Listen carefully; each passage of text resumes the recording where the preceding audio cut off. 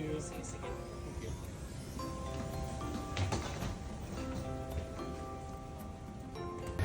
Welcome to Chang Airport, Changi, or whatever.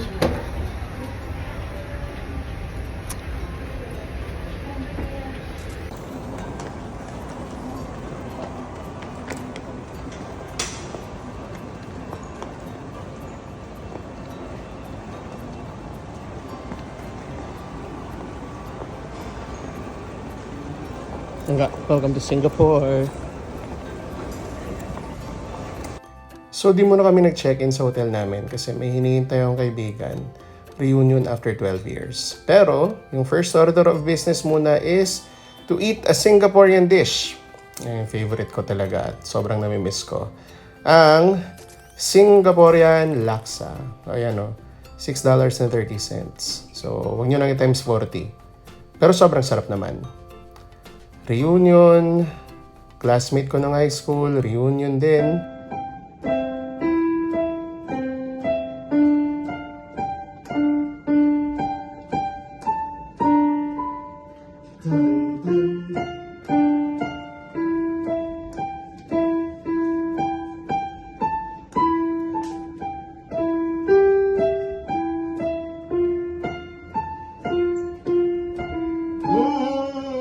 Remember, this is where you fall down.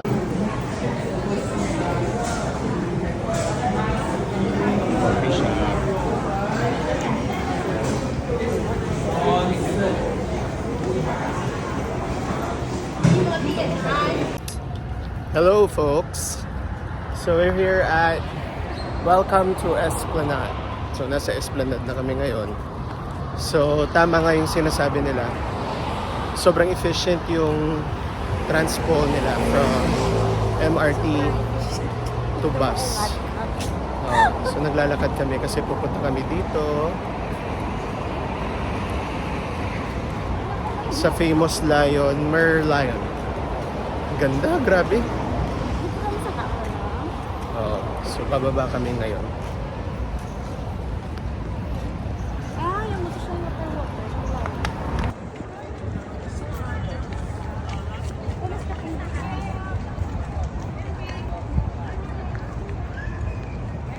I see you. I see you. I see you.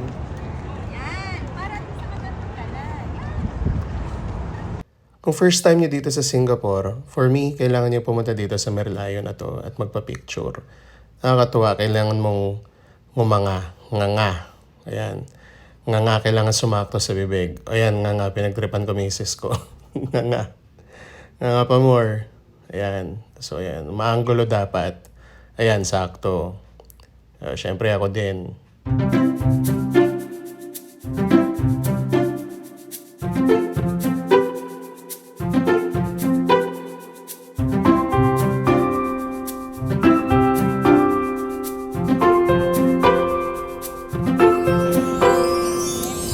Hello guys! So, dito kami ngayon sa Marina Bay Sands.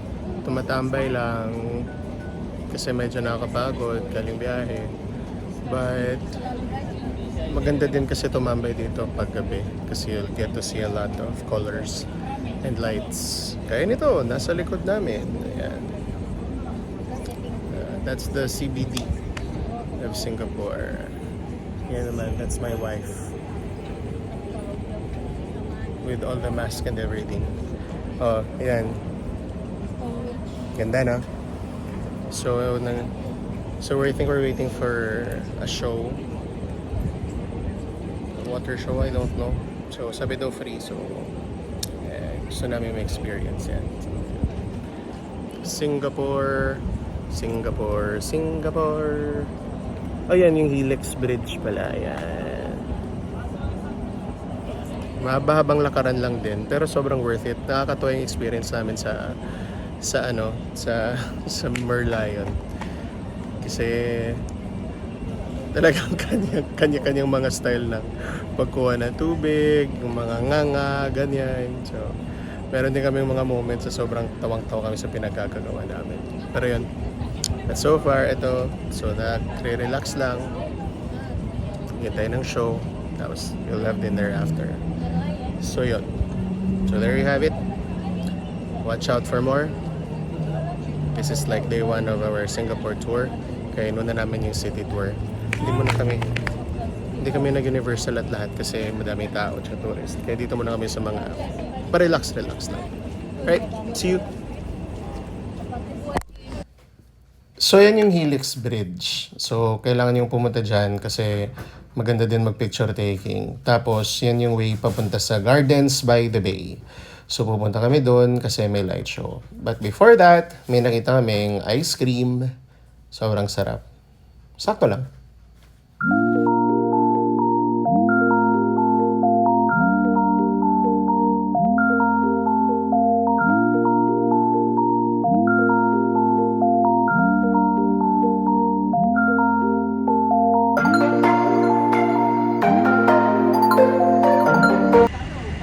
So this is where we're staying right now. It's Furama Hotel. So pwede din to. Kailangan kong ipakita sa inyo para at least maghahanap kayo ng hotel na kahit pa paano good for staycation. Magandang reference din to. So sa mga nagtatanong, sa Klook po ako nag-book ng hotel namin. Yung maganda kasi sa Klook kasi madaming mga discounts tsaka may mga promos din. Kaya nagka-problema lang ako sa booking date pero at least naayos yung Klook. Kaya maraming salamat Klook sa magandang customer service ninyo. Tapos lalo na sa Furama, in-upgrade nila yung accommodation namin. So from standard room, tapos ayan, tingnan natin. Ayan, upgraded na siya. So maraming salamat Furama at Klook for a very wonderful experience tsaka yung accommodation namin.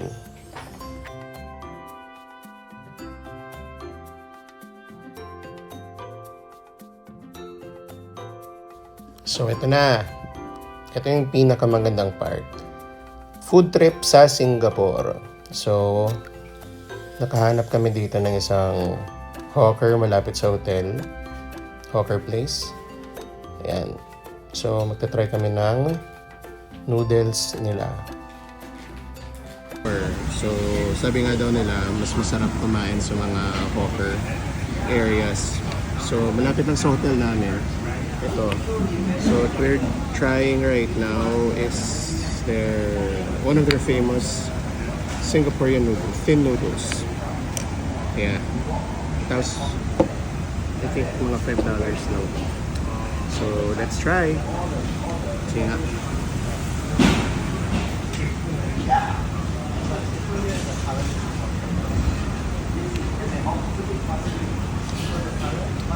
Parang siyang egg noodle soup yung datingan na parang may meatball tsaka may dilis. Oh, kamusta? Sige, try go. This is their meat noodles. Meatball. Meatballs. Sige lang, itry lang. I-try lang, gusto ko makita reaction mo.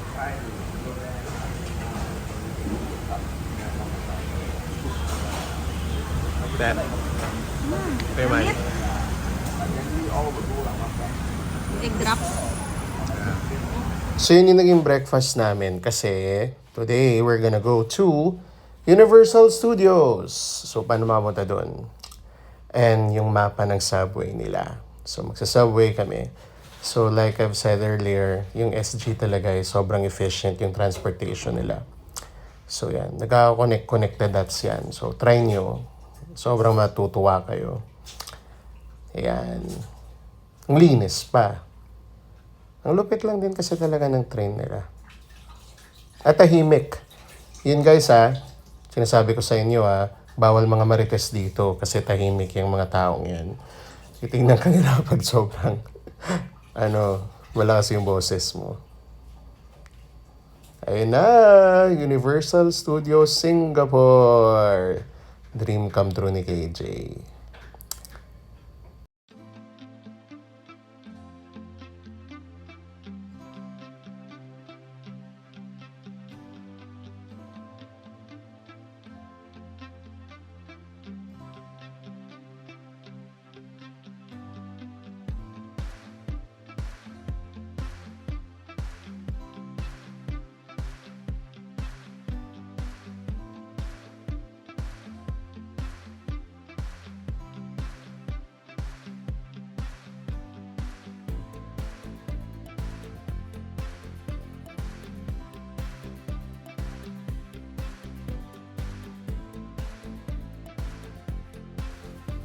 And to add our Universal Studio experience, sobrang saya ko kasi nakasama ko yung kaibigan ko from Bacolod na nurse ngayon sa Singapore. Thanks all for joining us sa trip namin na to. Sobrang na-appreciate namin yung time mo sa pagsama sa amin.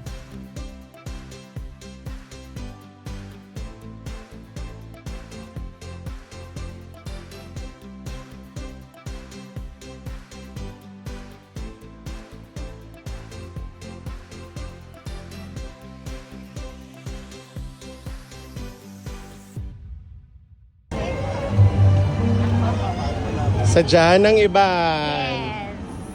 That's all. Are you 4D? Amaning namin yung plangga. Lakata. Lakata ma 4D ta. Hindi. Mas may basa-basa to. Kaya sobrang excited din akong mag-Universal Studios dahil dito. Kasi may Naruto Village dito. Na alam ko sa Japan lang to Pero at least para siyang exhibit. You get to see a lot about Naruto. Naruto fan ako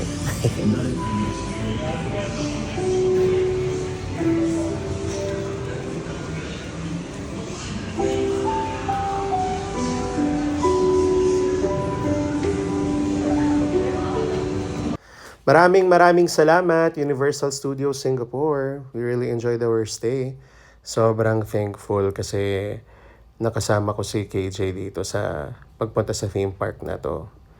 Ayan. And guess what? Papunta kami ngayon sa cable car. Ang favorite. Ginahulat-hulat ni KJ. Langga. Cable car. Are you ready, my love? I have no choice.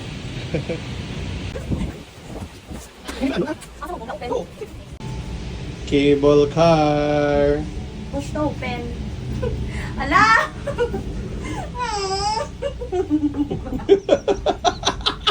Sa iyo lang kumakapyot. Oo, kapit siya. Parang damo na hindi mo tumatawag lang mo warning.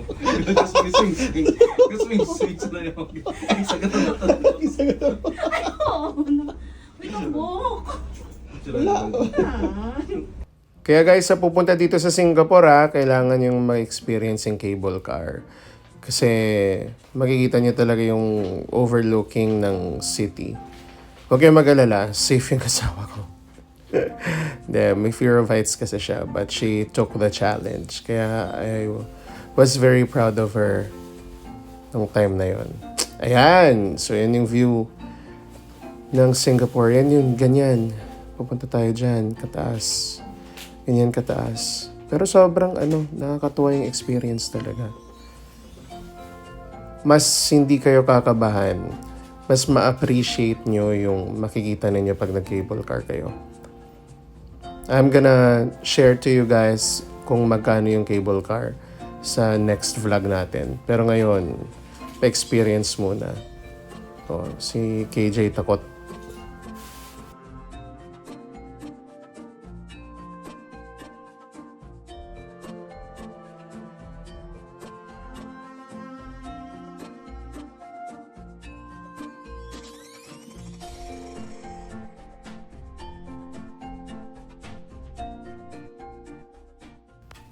At dahil sobrang pagod na pagod kami sa pinaggagawa namin today, we decided to go to Lau Pasat. Yung Lau Pasat ay isa sa mga pinakasikat na hawker places dito sa Singapore. So there are a lot of food stalls to choose from. Merong satay, merong iba't ibang dishes, may male. Basta ang dami talaga. From main dishes to desserts. Meron nga ako nakitang Filipino na food stall doon Pero stick muna tayo sa Singaporean dishes. Ayan, so we're looking for our place. Hanap. May alam si Orly na doon kami tatambay at kakain. So guys, pupunta kayo ng Singapore make it a destination na kailangan nyo pumunta dito para ma-experience nyo yung Bancheto style nila, kumbaga. Ayan, tapos this is what we ordered. Gutom ang mga tao. So, ito yung squid. Okay. So, para siyang inihaw na pusit. Ito naman, barbecue. Beef or pork? Beef. Walang pork o beef. So, kunin ko to. Ito yung nakakatuwa. Hipon. Ayan. So, dahil favorite ko yung squid, ito yung first natin na titignan. Okay? Sige, I'm gonna try it. Dip natin sa sauce. Okay.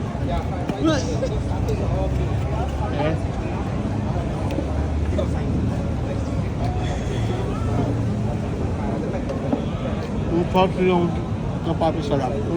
Hindi ako masyadong masauce, pero pag wala ng sauce, masarap kayo. Punta na kayo dito pag nandun ka, dito kayo sa Singapore. Sa Taste Street. That's it!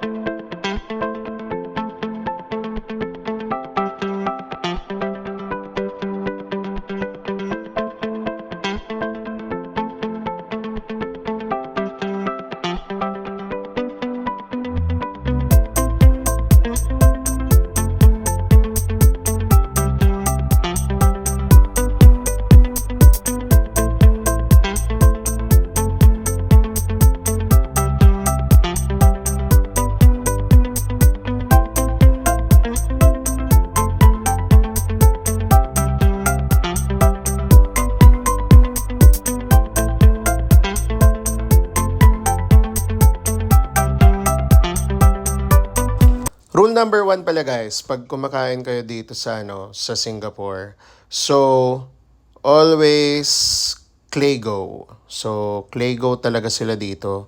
Yung nakalagay is return your trays properly, ganyan. Kasi daw pag hindi mo ginawa, may fine ka. So like dito sa Lau Pasat, pag hindi mo ginawa yan, tapos iniwan mo lang yung kinainan mo, talaga magkakaroon ka ng fine. Or kung hindi man, pagagalitan ka talaga. So always remember, please return your trays. O yan, nakita ko yung signage na yan. So be a good tourist para makabalik tayo sa Singapore at matuwa naman sila sa atin. So dessert na tayo dito sa Lau Pasat. Dito tayo sa loob.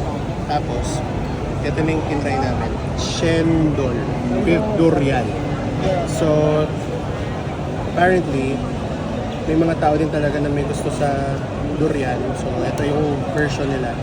May red bean, may malaking beans, may beans din, crushed ice, para siyang bingsu.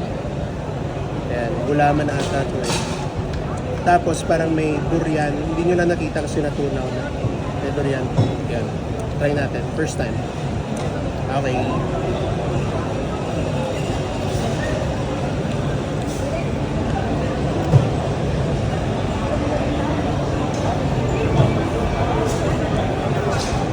Sarap siya. Overpowering yung durian sa mga gusto kumain ng durian. Pero masarap. Para siyang bingsu talaga. Ayun. So, punta kayo dito sa Lau Pasat. So, last day. And ang itinerary is we are going to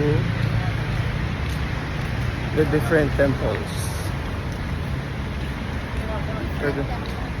So we're going to the Buddha's Bluetooth. So this is Buddha's Tooth Relic Temple. Malapit lang yan sa isang MRT station. So always remember guys, follow the rules and regulations of the temple, ng shrine, at ng isang religious place. Okay? So remember that as tourists. Kasi may nag-worship din sa loob ng kanilang temple. And this is the Sri Mariamman Temple naman. Magkakalapit lang yan sila. Walking distance lang. So don't forget to visit this wonderful temple as well. Also, kailangan yung i-respect dito sa part na to. Bawal yung nakasapatos at nakachinelas. Kailangan nakapaa. Okay? So, may mga off-limits din na area para sa mga tourist. Don't forget, follow the rules and regulations.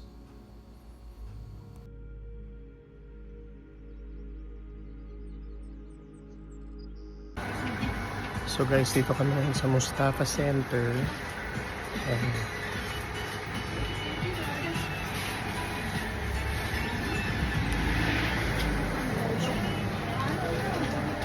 Kailangan nyo din pumunta ng Mustafa Center as part of your itinerary dito sa Singapore.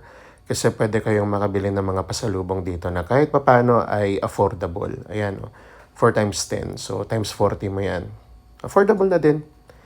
Maganda yung mga selections, makikita nyo naman. So, may mga Singapore goods, mga keychains, tsokolate, ganyan. So, stop over muna kami dito ni KJ para makabili ng mga pasalubong. Mga pakonti-konti lang naman. At least matuwa sila na meron kaming bit-bit. So we decided na pumunta ng early sa airport kasi tourist attraction din po pala yung airport kasi may mall. At yung inaabangan namin na yung fountain, yung vortex. So sobrang excited kami for that. At eto na siya! Ayan, grabe guys. Sobrang nakaka-overwhelm talaga nung nakita mo siya. Pag nakita mo siya the first time. Tsaka maganda dito paggabi kasi may light show. So, I'm gonna show you later kung ano yung mga kaganapan sa light show na yan. Pero sobrang ganda talaga. Tingnan nyo. Ang daming tao. Kaya, pag masyado kang maaga dito sa airport, walang problema kasi marami talagang ganap dito. So, grabe masyado yung ginalingan Singapore. Ang galing. Nakakatuwa talaga. Yan, oh.